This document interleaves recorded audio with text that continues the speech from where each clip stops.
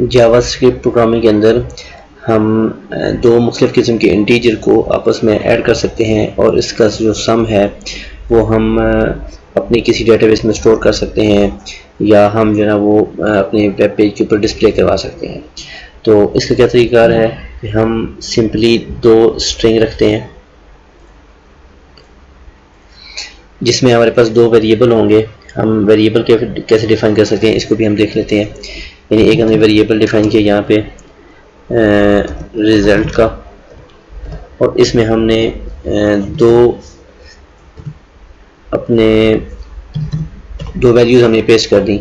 तो अब हम सिंपली इसको कैसे शो करवा सकते हैं। यहाँ पर हम अपने बॉडी के अंदर, वेब पेज की बॉडी के अंदर यहाँ पे अलर्ट लिखेंगे और रिज़ल्ट का जो वेरिएबल है जो हमने यहाँ पे बनाया उसको हम पास कर देंगे।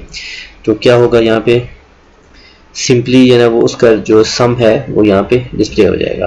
तो अगर हम इसको कहीं अपने डेटाबेस में स्टोर करना चाहते हैं या हम कहीं इसको डिस्प्ले करना चाहते हैं वेब पेज के अंदर, तो वो यहाँ सिंपली करवा सकते हैं।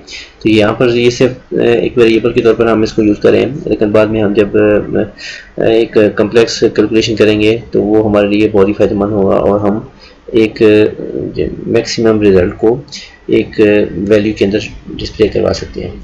इस तरह अगर हम स्ट्रिंग जो है ना वो करना चाहें तो वो कैसे करेंगे कि यहाँ सिंपली ये जो स्ट्रिंग के अंदर जो डबल क्वोट्स के अंदर जो भी वैल्यू होगी, या वो अगर इंटीजर में है या उस तरह करके नंबर्स में है, तो वो जो कंपाइलर है उसको स्ट्रिंग एज ए स्ट्रिंग में वो कंसिडर करता है।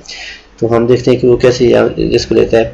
ये a+b हमने डबल क्वोट के अंदर हमने दो वेरिएबल लगा दिए या दो अल्फ़ाबेट लगा दिए, तो इसको हम प्लस करके अपने रिजल्ट में शो करना चाहते हैं। तो इसको सेव करके चेक करते हैं कि ये कैसे नज़र आता है।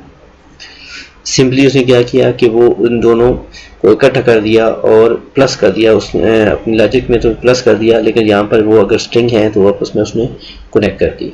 तो ये इसका सिंपली मेथड है इसको जावास्क्रिप्ट के अंदर प्लस करने का।